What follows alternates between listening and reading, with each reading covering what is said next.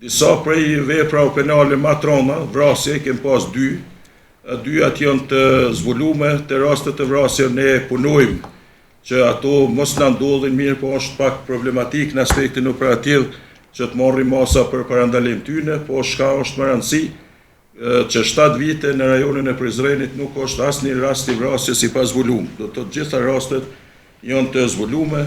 Lëndimet e rona kemi një rritje, lëndimet e lehta po ashtu, gravitje janë 6, njëjtë që kanë qenë vitin e kaluar, parapërme kem pas edhe një rast gravitje, djevit që është arrit që të zbulohet janë arrestu 3 persona të dyshimt edhe 1 person është në kërkim.